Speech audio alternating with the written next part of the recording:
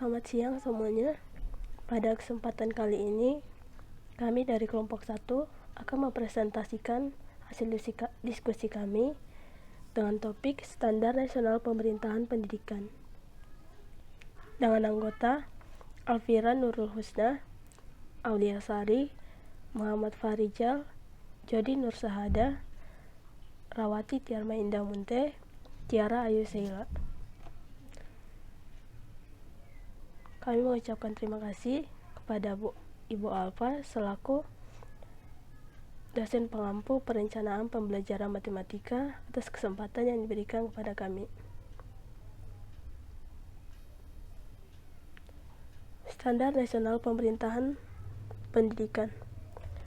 Beberapa ketentuan dalam Peraturan Pemerintahan Nomor 19 Tahun 2005 tentang Standar Nasional Pendidikan.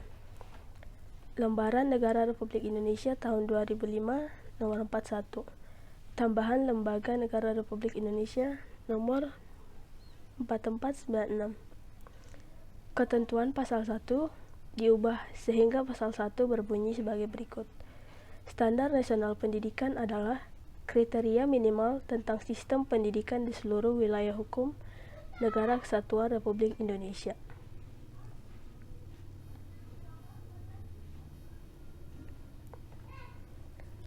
Bab 2 berisikan lingkup, fungsi, dan tujuan. Lingkup Standar Nasional Pendidikan meliputi yang pertama standar isi, standar proses, standar kompetensi lulusan, standar pendidik dan tenaga kependidikan, standar sarana dan prasarana, standar pengelolaan, standar pembiayaan, dan standar penilaian pendidikan. Di sini saya akan menjelaskan standar isi dan juga standar proses. Peraturan Pemerintahan Republik Indonesia Nomor 19 Tahun 2005 tentang Standar Nasional Pendidikan. Standar isi terdapat pada bab 3. Dimulai dari pasal 5 hingga pasal 18. Standar proses terdapat pada bab 4 dimulai pada pasal 19 hingga pasal 24. Standar isi. Standar isi adalah kriteria mengenai ruang lingkup materi dan tingkat kompetensi untuk mencapai kompetensi lulusan pada jenjang dan jenis pendidikan tertentu. Pengertian standar isi ini sudah termasuk pada perubahan yang dilakukan pada Peraturan Pemerintahan Republik Indonesia tentang Standar Nasional Pendidikan. Standar isi pada pasal 5 standar isi mencakup kriteria ruang lingkup materi dan tingkat kompetensi. Pada ruang lingkup materi, sebagaimana dimaksud pada ayat 1, huruf A berlaku untuk satuan pendidikan. Tingkat kompetensi sebagaimana dimaksud pada ayat 1 huruf B berlaku untuk peserta didik pada setiap tingkat kelas. Standar isi sebagaimana maksud pada ayat 1 dikembangkan oleh BSNP dan ditetapkan dengan peraturan menteri. Pada standar isi ini, setiap pasalnya membahas mengenai kerangka dasar dan struktur kurikulum, beban belajar, kurikulum tingkat satuan pendidikan, dan juga kalender pendidikan atau akademik. Selanjutnya, standar proses. Standar proses adalah kriteria mengenai pelaksanaan pembelajaran pada satu satuan pendidikan untuk mencapai standar kompetensi. Bab 5 Standar proses. Pasal 9. Yang pertama, proses pembelajaran pada satuan pendidikan diselenggarakan secara interaktif, inspiratif, menyenangkan, menantang, memotivasi peserta didik untuk berpartisipasi aktif, serta memberikan ruang yang cukup bagi prakarsa, kreativitas, dan kemandirian sesuai dengan bakat dan minat, dan perkembangan fisik serta psikologis peserta didik. Kedua, selain ketentuan sebagaimana dimaksud pada ayat 1, dalam proses pembelajaran pendidik memberikan keteladanan. Dalam proses pembelajaran, pendidik memberikan keteladanan. Ketiga, setiap satuan pendidikan melakukan perencanaan proses pembelajaran, pelaksanaan proses pembelajaran, penilaian hasil pembelajaran, dan pengawasan proses pembelajaran untuk terlaksananya proses pembelajaran yang efektif dan efisien.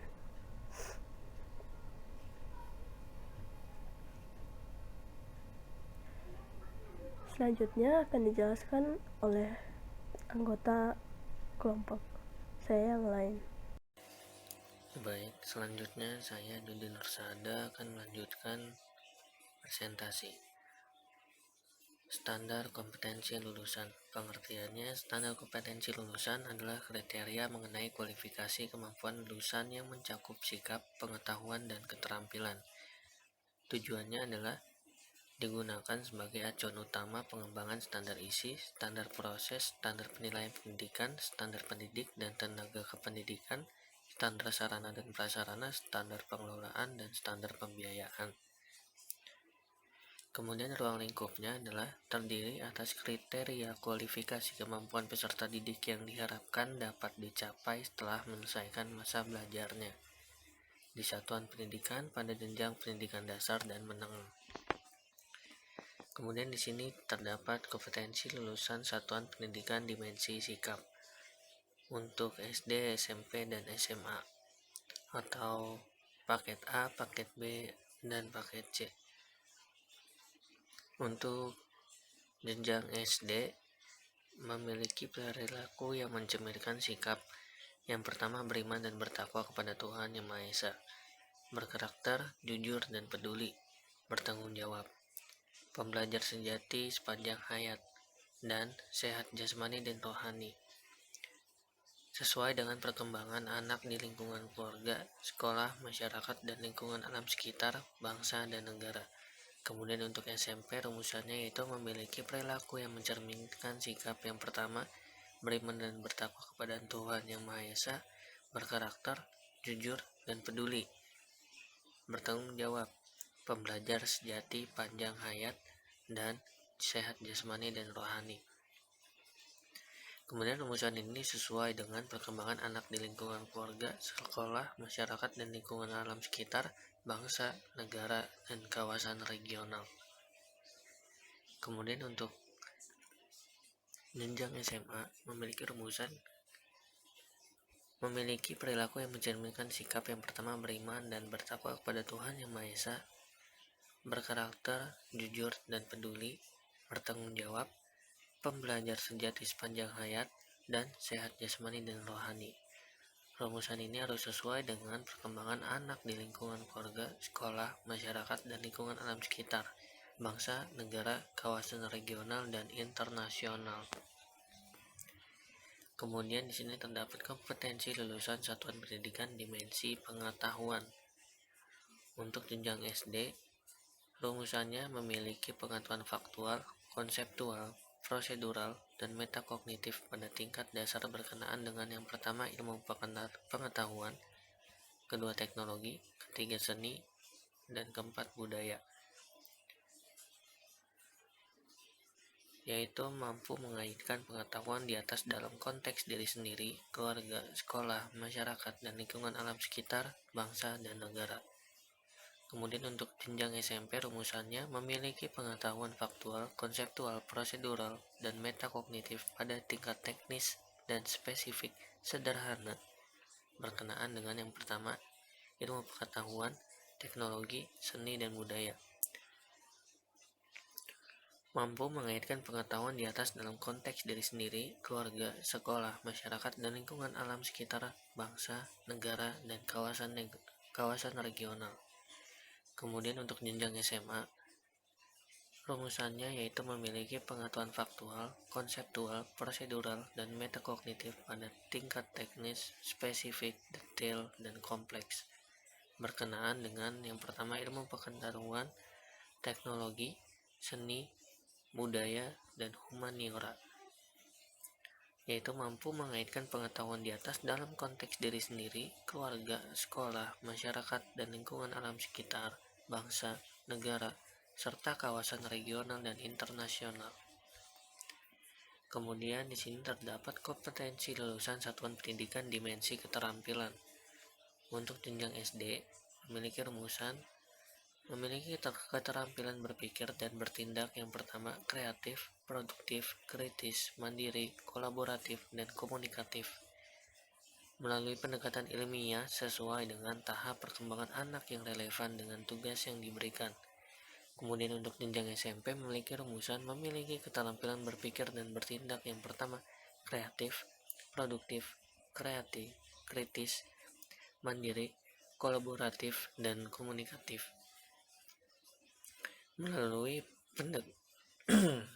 pendekatan ilmiah sesuai dengan yang dipelajari di satuan pendidikan dan sumber lain secara mandiri. Kemudian untuk jenjang SMA memiliki rumusan memiliki keterampilan berpikir dan bertindak yang pertama kreatif, produktif, kritis, mandiri, kolaboratif, dan komunikatif. Melalui pendekatan ilmiah sebagai pengembangan dari yang dipelajari di satuan pendidikan dan sumber lain secara mandiri. Kemudian untuk gradasi untuk dimensi sikap, pengetahuan, dan keterampilan antar jenjang pendidikan memperhatikan yang pertama yaitu perkembangan psikologis anak, yang kedua lingkup dan kedalaman, yang ketiga kesinambungan, yang keempat fungsi satuan pendidikan, yang kelima adalah lingkungan.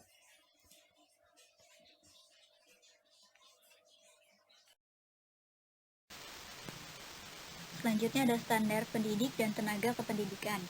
Peranan dari pendidik dan tenaga kependidikan atau PTK menjadi penentu dalam mencapai target lulusan baik kualitas maupun kuantitas lembaga kursus dan pelatihan. Karena berkualitas atau tidaknya lulusan dipengaruhi oleh kinerja dan kompetensi PTK. Sehubung dengan itu, PTK perlu meningkatkan wawasan, kompetensi, dan kualifikasi akademik secara berkesinambungan dengan mengacu pada peraturan perundang-undangan yang berlaku. PTK pada LKP terdiri dari pendidik, pengajar, pembimbing, pelatih atau instruktur, dan penguji, dan tenaga kependidikan, pengelola atau penyelenggara, teknisi, sumber belajar, pustakawan, dan laboran.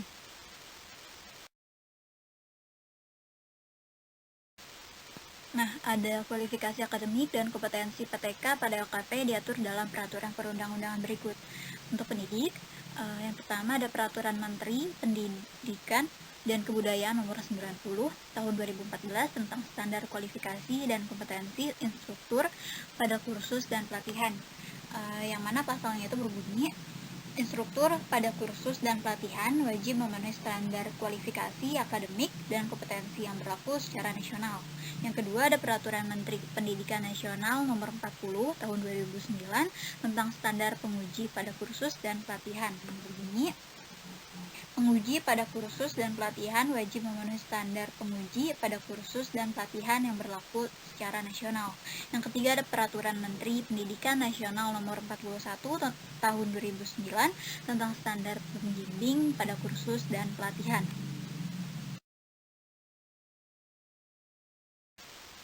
Nah, untuk tenaga kependidikan, ada Peraturan Menteri Pendidikan Nasional Nomor 42 Tahun 2009 tentang standar pengelola kursus, yang berbunyi pengelola kursus wajib memenuhi standar pengelola kursus yang berlaku secara nasional. Nah, sesuai dengan peraturan perundangan di atas, PTK pada kursus dan pelatihan harus memenuhi kualifikasi akademik dan kompetensi yang dipersyaratkan.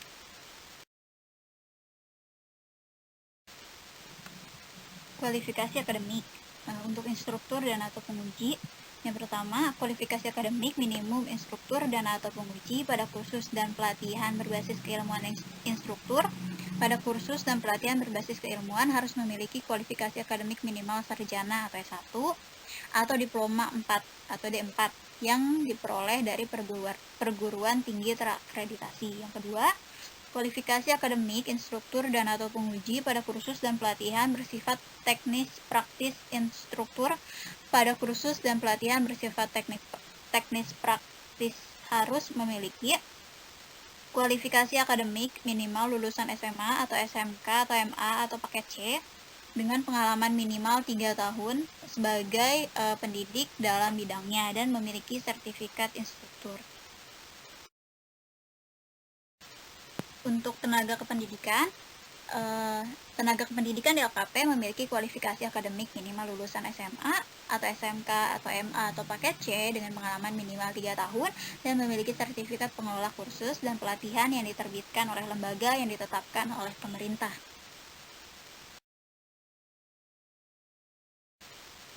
Nah, untuk kompetensi yang pertama untuk pendidik, sertifikat kompetensi keahlian bagi instruktur pada kursus dan pelatihan berbasis keilmuan.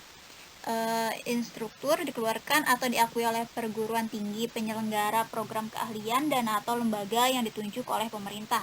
Sertifikat instruktur diperoleh setelah calon instruktur mengikuti pelatihan dan lulus ujian kompetensi instruktur yang diselenggarakan oleh lembaga yang ditunjuk oleh pemerintah. Sertifikat kompetensi keahlian dalam bidang yang relevan dan sertifikat instruktur.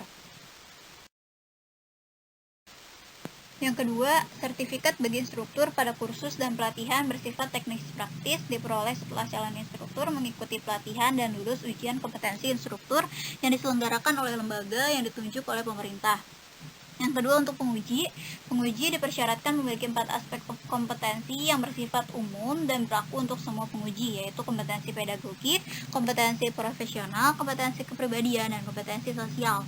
Yang terakhir, untuk tenaga kependidikan dipersyaratkan memiliki 4 aspek kompetensi, yaitu kompetensi kepribadian, kompetensi manajerial, kompetensi kewirausahaan, dan kompetensi sosial.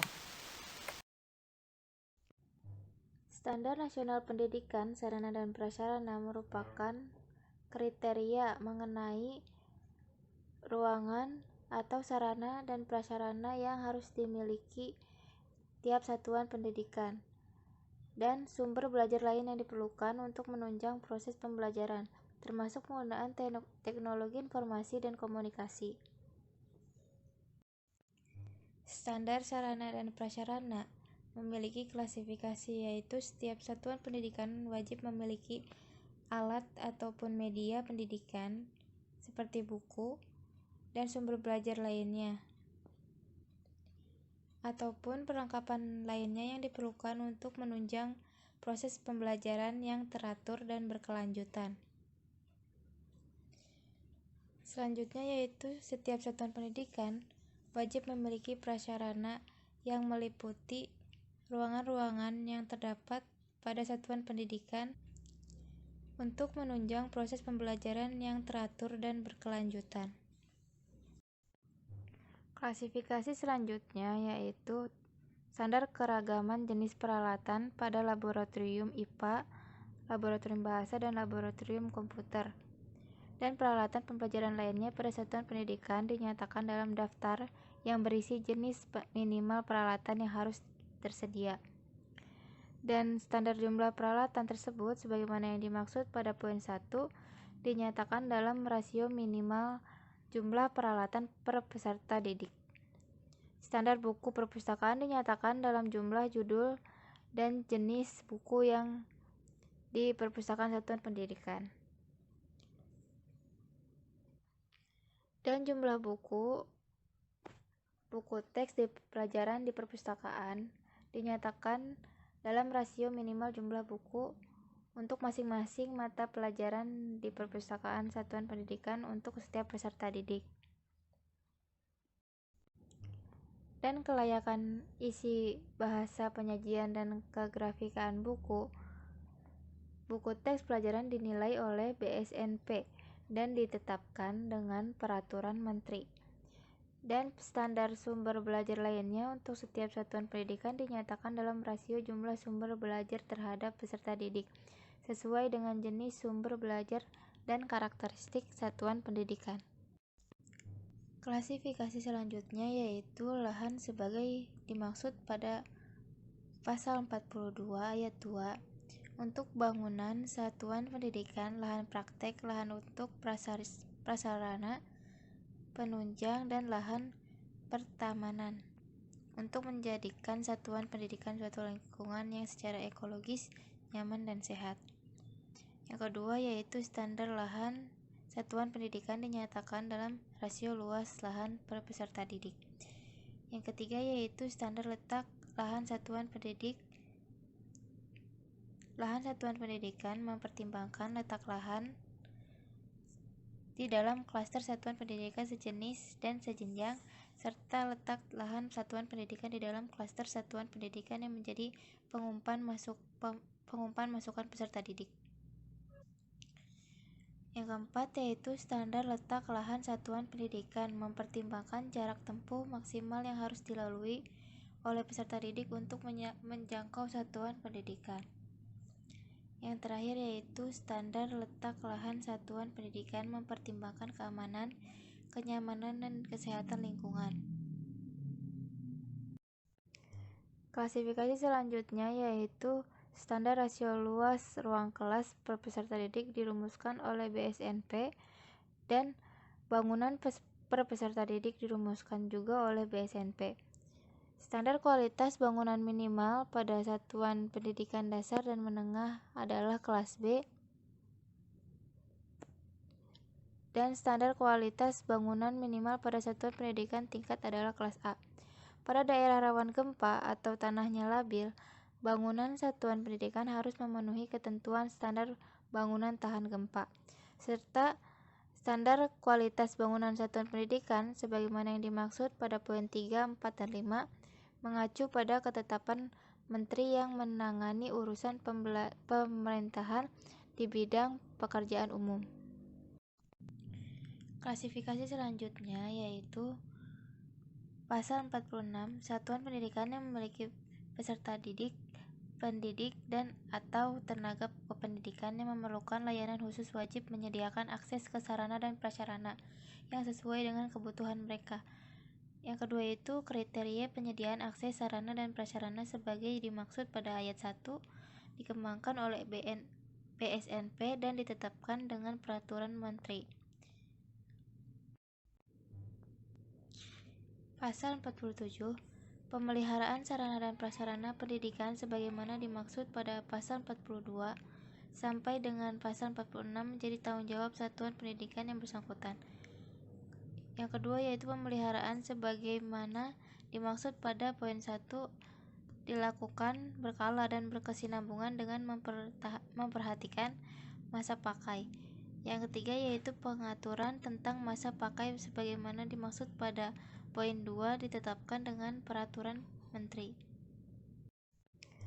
Klasifikasi selanjutnya yaitu standar rasio luas ruang kelas per peserta didik dirumuskan oleh BSNP dan bangunan per peserta didik dirumuskan juga oleh BSNP.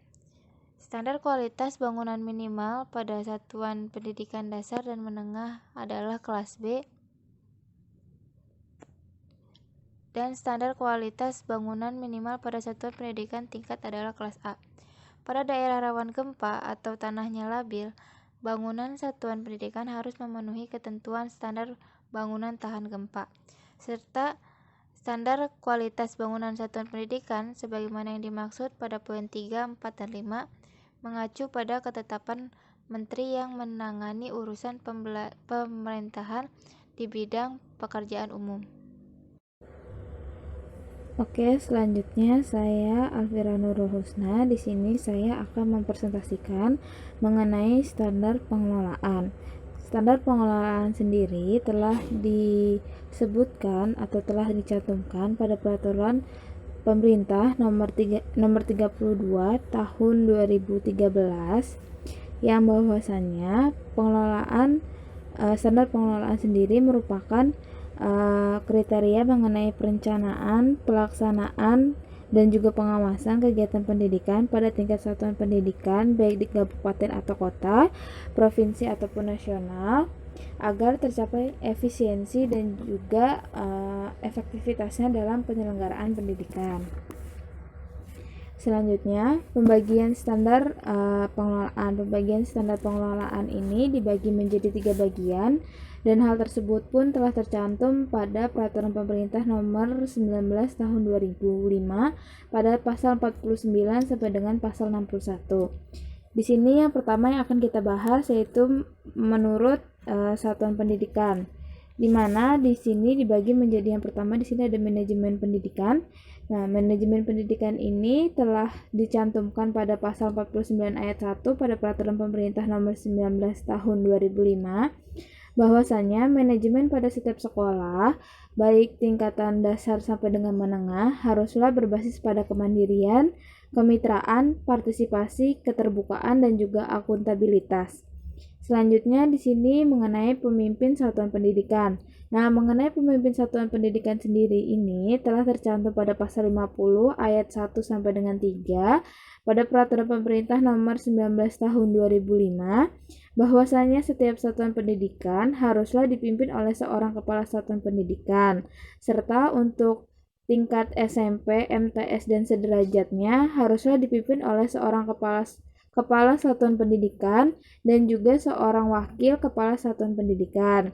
Sedangkan untuk tingkat SMA, SMK sederajat haruslah dipimpin oleh seorang kepala satuan pendidikan dan juga 3 orang wakil kepala satuan pendidikan yang mencakup pada bidang akademik, sarana, prasarana, dan juga kesiswaan.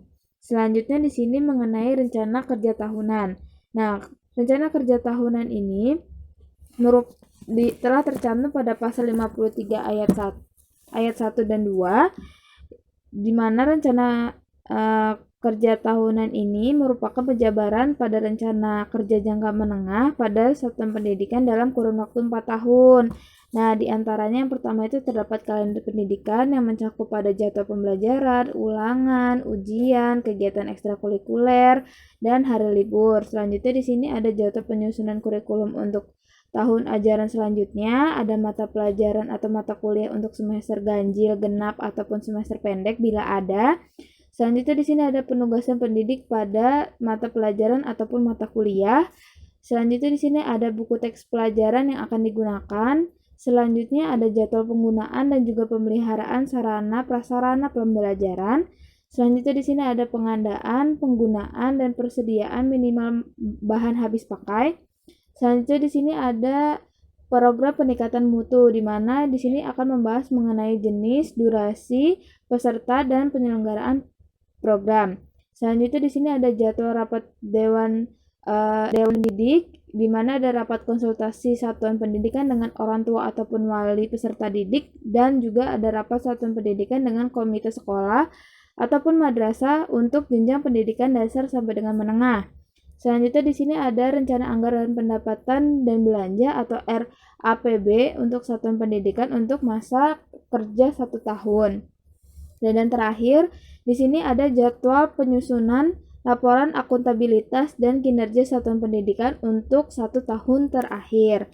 Selanjutnya di sini kita akan membahas mengenai pengawasan satuan pendidikan. Nah, pengawasan satuan pendidikan ini dibagi menjadi 4 bagian dan itu pun telah tercantum pada pasal 55 sampai dengan 58 ayat 1 Peraturan Pemerintah Nomor 19 Tahun 2005, di mana yang pertama ini ada pemantauan. Pemantauan sendiri itu dilakukan oleh pemimpin satuan pendidikan dan juga komite sekolah ataupun madrasah ataupun lembaga berkepentingan lainnya untuk menilai bagaimana efisiensi, efektivitas, dan juga akuntabilitas suatu pendidikan.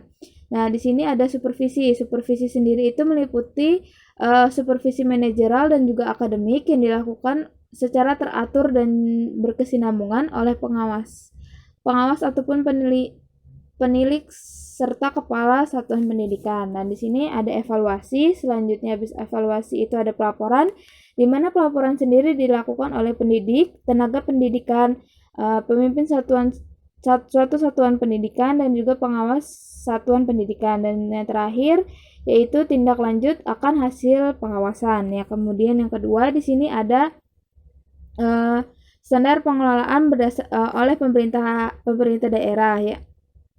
di mana yang pertama ini ada rencana kerja tahunan. Rencana kerja tahunan ini telah tercantum pada pasal 59 ayat 1 pada Peraturan Pemerintah Nomor 19 Tahun 2005, di mana diantaranya yang pertama wajib belajar, selanjutnya peningkatan angka partisipasi pendidikan untuk jenjang menengah, penuntasan pemberantasan buta aksara, penjaminan mutu pendidikan baik yang diselenggarakan oleh pemerintah daerah maupun masyarakat, peningkatan status guru sebagai profesi, akreditasi pendidikan, peningkatan relevansi pendidikan terhadap kebutuhan masyarakat, dan yang terakhir adalah pemenuhan standar pelayanan minimal atau SPM pada bidang pendidikan. Nah, di sini selanjutnya itu ada realisasi rencana kerja tahunan. Nah, realisasi rencana kerja tahunan ini merupakan tanggung jawab gubernur, bupati, ataupun wali kota, di mana salah satunya itu untuk kabupaten untuk Provinsi Jawa Barat sendiri itu di mana contohnya adalah pembiayaan gratis untuk sekolah menengah atas atau SMA itu digratiskan oleh Bapak Ridwan Kamil. Nah, selanjutnya di sini ada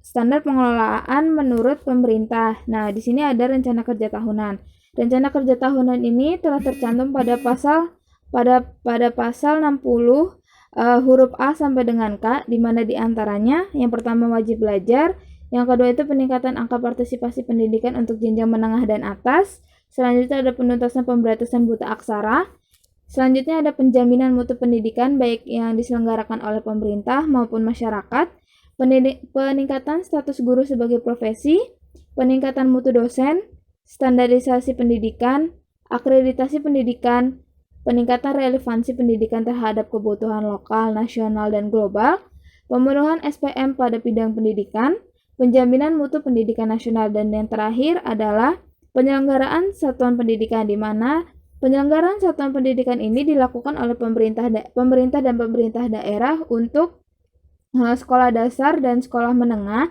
Sekurang-kurangnya adalah satu satuan pendidikan untuk pendidikan dasar maupun pendidikan menengah yang bertujuan untuk dikembangkan menjadi satuan pendidikan yang bertaraf internasional. Selanjutnya di sini Menteri juga sama menyelenggarakan sekurang-kurangnya satu satuan pendidikan untuk pendidikan tingkat atas atau tingkat tinggi yang dikembangkan menjadi satuan pendidikan yang bertaraf internasional. Mungkin cukup sekian dari saya, akan dilanjutkan oleh teman saya. Nah, sekarang standar pembiayaan pendidikan. Dari pengertian, standar pembiayaan adalah standar yang mengatur komponen besarnya biaya operasi satuan pendidikan yang berlangsung selama 1 tahun. Menurut Peraturan Pemerintah Nomor 32 Tahun 2013, standar pembiayaan pendidikan adalah kriteria mengenai komponen dan besarnya biaya operasi satuan pendidikan yang berlaku selama 1 tahun. Nah, pembiayaan pendidikan ini terdiri atas biaya investasi, biaya operasi, dan biaya operasional. Biaya investasi ini biaya yang meliputi penyediaan sarana dan prasarana. Lalu biaya operasional itu biaya yang meliputi biaya yang harus dikeluarkan oleh peserta didik dalam mengikuti pembelajaran. Lalu biaya operasi itu biaya yang meliputi biaya gaji pendidik dan biaya pemeliharaan sarana dan prasarana dan lainnya. Nah, kebijakan pemerintah dalam pembiayaan pendidikan, negara memprioritaskan anggaran pendidikan sekurang-kurangnya 20% dari anggaran pendapatan dan belanja negara serta dari anggaran pendapatan dan belanja daerah untuk memenuhi kebutuhan penyelenggaraan pendidikan nasional. Pendanaan pendidikan pada dasarnya bersumber dari pemerintah, orang tua, dan masyarakat. Peran pemerintah dan masyarakat dalam pembiayaan pendidikan. Dalam Undang-Undang Nomor 20 Tahun 2003 tentang Sistem Pendidikan Nasional disebutkan beberapa peran yang dapat dilakukan oleh masyarakat, pemerintah pusat, dan pemerintah daerah dalam penyelenggaraan pendidikan. Di antaranya adalah hak dan kewajiban masyarakat, pada pasal 8 dan 9 UU SPN disebutkan bahwa masyarakat berhak untuk berperan serta dalam perencanaan, pelaksanaan, pengawasan, dan evaluasi program pendidikan. Sedangkan pasal 9 menyebutkan bahwa masyarakat wajib memberikan dukungan sumber daya dalam penyelenggaraan pendidikan. Lalu, hak dan kewajiban pemerintah dan pemerintah daerah, pasal 10 UU SPN menyebutkan bahwa pemerintah dan pemerintah daerah berhak mengarahkan, membimbing, membantu, dan mengawasi penyelenggaraan pendidikan sesuai dengan peraturan perundangan yang berlaku. Nah, standar penilaian pendidikan. Standar penilaian pendidikan adalah proses pengumpulan dan pengolahan informasi untuk menentukan pencapaian hasil belajar peserta didik. Penilaian hasil belajar peserta didik dilaksanakan berdasarkan standar penilaian pendidikan yang berlaku secara nasional. Standar penilaian pendidikan adalah standar nasional pendidikan yang berkaitan dengan mekanisme, prosedur, dan instrumen penilaian hasil belajar peserta didik. Lalu prinsip penilaian. Penilaian hasil belajar peserta didik pada jenjang pendidikan dasar dan menengah didasarkan pada prinsip-prinsip sebagai berikut. Pertama, sahih, berarti penilaian didasarkan pada data yang mencerminkan kemampuan yang diukur. Lalu objektif, berarti penilaian didasarkan pada prosedur dan kriteria yang jelas dan tidak dipengaruhi subjektivitas penilai. Adil, berarti penilaian tidak menguntungkan atau merugikan peserta didik karena berkebutuhan khusus serta perbedaan latar belakang agama, suku adat, budaya, status sosial, ekonomi, dan gender. Terpadu, berarti penilaian oleh pendidik merupakan salah satu komponen yang tidak terpisahkan dari kegiatan pembelajaran. Terbuka, berarti prosedur penilaian, kriteria penilaian, dan dasar pengambilan keputusan dapat diketahui oleh pihak yang berkepentingan. Menyeluruh dan berkesinambungan, berarti penilaian oleh pendidik mencakup semua aspek kompetensi dengan menggunakan berbagai teknik penilaian yang sesuai. Hal ini dilakukan untuk memantau perkembangan peserta didik. Sistematis, berarti penilaian dilakukan secara berencana dan bertahap dengan mengikuti langkah-langkah baku. Beracuan, kriteria, berarti penilaian didasarkan pada ukuran pencapaian kompetensi yang ditetapkan. Akuntabel, berarti penilaian dapat dipertanggungjawabkan baik dari segi teknik, prosedur, maupun hasilnya. Standar penilaian pendidikan yang relevan pada jenjang pendidikan dasar dan menengah meliputi penilaian belajar yang dilakukan oleh pendidik. Nah, penilaian ini dilakukan secara berkesinambungan untuk memantau proses